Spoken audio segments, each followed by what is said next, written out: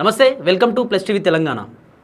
Micro finance పేరుతో దాదాపు 1000 నుండి 2000 కోట్ల వరకు ఓన్లీ గిరిజన తండా వాసులని టార్గెట్ చేస్తూ వాళ్ళ దగ్గర డబ్బులు వసూలు చేసి ఒక 2-3 నెలల మందం 10% మిత్తిలా ఇస్తూ కూడా వాళ్ళందరిని ఆకట్టుకునే ప్రయత్నం జరిగింది. అందులో మెయిన్ లీడ్ మంగ్లియే ఉంది అంటూ కూడా పెద్ద ఎత్తున బయట ప్రచారం జరుగుతోంది.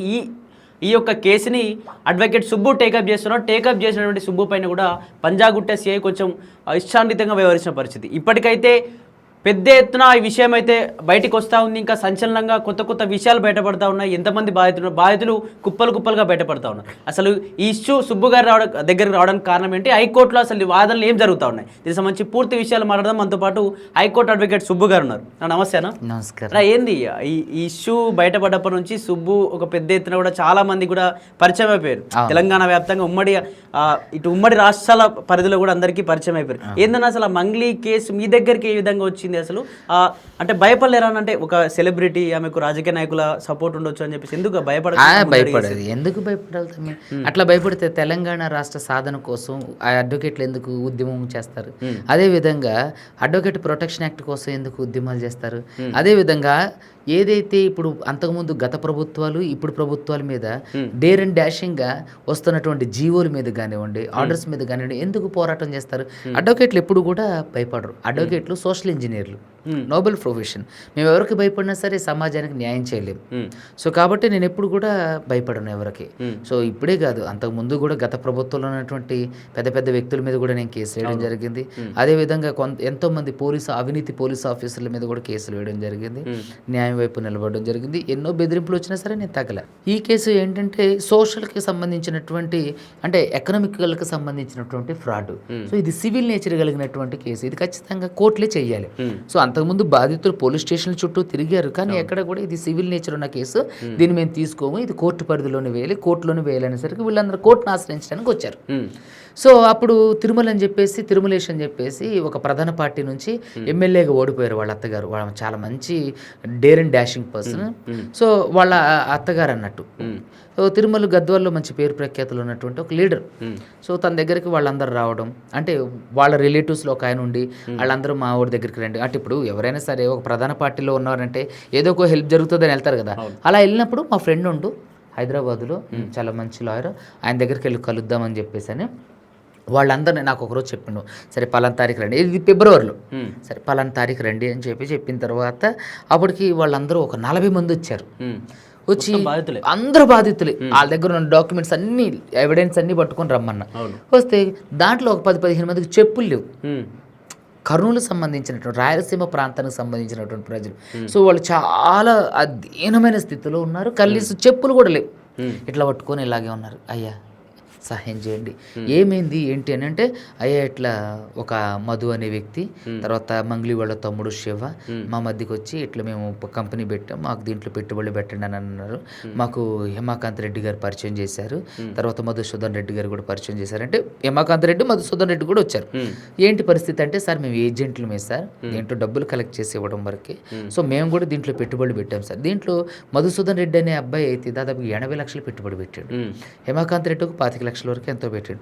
సో చూస్తే దాదాపు 9.5 నుంచి 10 కోట్లకు వచ్చింది లెక్క. అసలు ఫ్యూజుల్ అవుట్.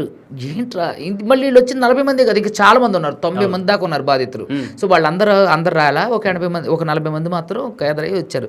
చూస్తే అసలు ఏంటి విషయం కనుక్కుందామంటే, రమావత్ మధు, మంగ్లీ తమ్ముడు, మంగ్లీ, భరత్ చౌహాన్, శైలజ చౌహాన్ పేర్లు వినపడుతున్నాయి. మంగ్లీ పేరు ఎందుకు వచ్చిందని అడిగా. వాళ్ళ తమ్ముడే మాతో ఉండి పెట్టుబడి పెట్టించాడు సార్. మంగ్లీ ఎప్పుడన్నా వచ్చిందంటే, మంగ్లీ రాలేదు సార్, మంగ్లీ వాళ్ళ చెల్లిని చేసుకుంటున్నా అని చెప్పేసి మంగ్లీ వాళ్ళ చెల్లి కూడా మాతో మాట్లాడింది. బాధితులు చెప్పారు, అందులో 7-8 మందితో ఉన్నారు.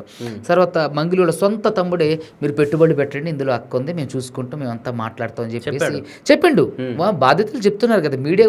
ఆ రోజు నువ్వు కూడా ఉన్నావు కదా, మీ సమక్షంలో కూడా, మీ ఛానల్ సమక్షంలో కూడా వాళ్ళందరూ చెప్పారు కదా 40 మంది.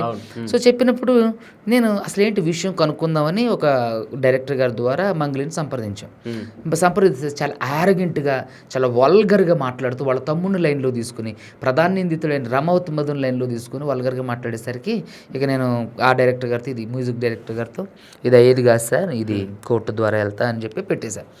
పెట్టేసాక నాకు ఫోన్ చేసింది. దాదాపు 19 నిమిషాలు మాట్లాడింది. సార్ అది సార్ ఇది సార్ అని తర్వాత మాట్లాడుతూ ఇక నువ్వు కాడికి వచ్చేసింది. నువ్వు కాడికి వచ్చేసి ఇక వల్గర్గా మాట్లాడటం, వాళ్ళ తమ్ముడు వీళ్ళందరూ వల్గర్గా మాట్లాడితే మళ్ళీ ఫోన్ పెట్టేసి మళ్ళీ ఫోన్ చేసింది. ఎందుకు ఫోన్ చేస్తున్నాను మళ్ళీ ఫోన్ చేస్తే, నా వెనకాల సెంట్రల్ మినిస్టర్ ఉండు, నన్ను టచ్ చేస్తే ఆయన టచ్ చేసినట్టే, నువ్వు యూట్యూబ్ లాయర్వే, నీ సంగతి ఏంటో చూస్తా, నువ్వు నన్ను బెదిరించింది. నేను ఎన్నో ఇంటర్వ్యూలో బహిరంగంగా చెప్పా, ఆ సెంట్రల్ మినిస్టర్ పేరు చెప్పమన్నా చెప్తా. సో సెంట్రల్ మినిస్టర్ పేరు చెప్పి బెదిరించింది. బెదిరించినప్పుడు నేనేమన్నానంటే, సరేలే ఆయనకి నేను ఎందుకు తెలుస్తానమ్మా, నీ కథ ఏంటో కోర్టులోనే చూసుకుంటాలే అని చెప్పేసి ఇక నేను అప్పుడు డీప్గా హట్ అయ్యా. నా ప్రొఫెషన్ నన్ను కూడా కించపరిచింది. అసలు అంటే నిస్సిగ్గుగా ఏకవచనంతో అసలు ఇక అసహ్యమైన మాట చూస్తే, మీరు నిన్న కూడా ఒక వీడియో రిలీజ్ అయింది, దాంట్లో కూడా బూతులు మాట్లాడింది. సో అలాంటి బూతులు మాట్లాడే నేచర్ ఉన్నటువంటి వ్యక్తి అమ్మాయి.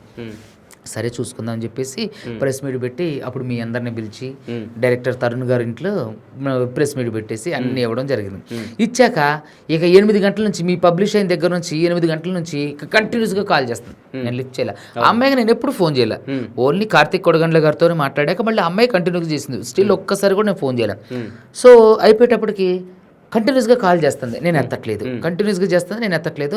ఇక నాకు విసుగొచ్చి why are you calling me again and again, don't call me అని పెట్టేసి అయినా సరే కంటిన్యూస్గా చేస్తుంది. ఎత్తపోయేసరికి వాళ్ళ చెల్లి నెంబర్ నుంచి చేసింది. తర్వాత ప్రజెంట్ మన స్టూడియో ఉన్నటువంటి ఏరియాకి సంబంధించినటువంటి ఎమ్మెల్యే తండ్రితో ఫోన్ చేయించింది, లిఫ్ట్ చేయలేదు. ఓయూలో ఉన్నటువంటి వాళ్ళకి సంబంధించినటువంటి కొంతమంది విద్యార్థి, ఒక సంఘానికి సంబంధించినటువంటి విద్యార్థి నాయకులతో ఫోన్ చేయించింది, లిఫ్ట్ చేయలే. తన అనుచరులతో ఫోన్ చేయించింది, లిఫ్ట్ చేయలే. ఇక అప్పటికి ఎవరు ఫోన్ లిఫ్ట్ చేయపోయేసరికి ఒక హైకోర్టు అడ్వకేట్ గారి దగ్గర నుంచి నాకు ఫోన్ చేయించింది.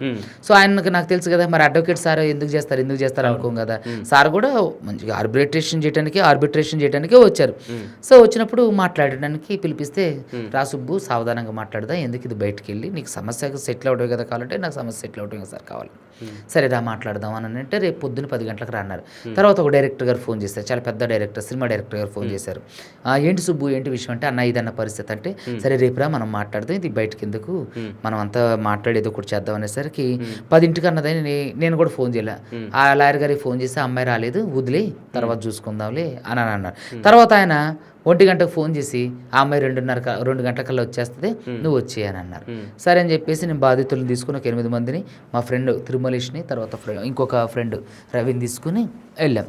వెళ్ళినప్పుడు ఏమైందంటే, ఆ అమ్మాయి మేము దాదాపు 4 గంటలు కూర్చున్నాం.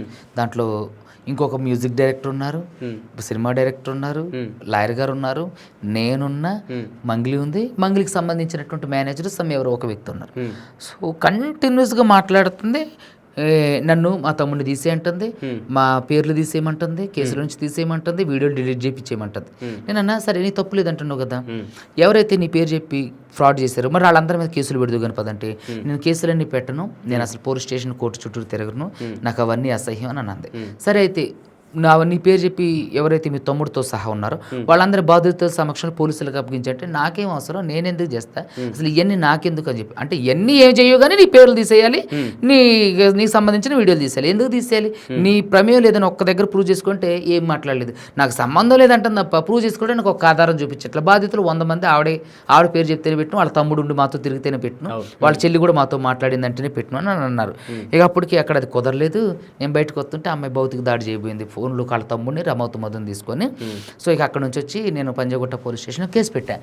కేసు పెట్టిన తర్వాత ఇక ఆ అమ్మాయి ఇది ఏమవుతుందో, ఇది ఎట్టుపోతుందో అనుకొని ఒక్కసారిగా భయపడి నా మీద కౌంటర్ అటాక్ చేయడానికి, కేసు పెట్టడానికి వెళ్ళి ప్రెస్ మీట్ పెట్టి అందులో దొరికిపోయింది, అన్ని అబద్ధాలు చెప్పి. సో దొరికిపోయినప్పుడు నేనేం చేశా, ఆ సుబ్బు అనేటోడు ఎవడో ఈడెవడో ఇక అవన్నీ అనేసరికి, అంత అబద్ధం అనేసరికి నేను నెక్స్ట్ డేనే మీ అందరిని పిలిచి ఓయూలో బాధితులందరితో ప్రెస్ మీట్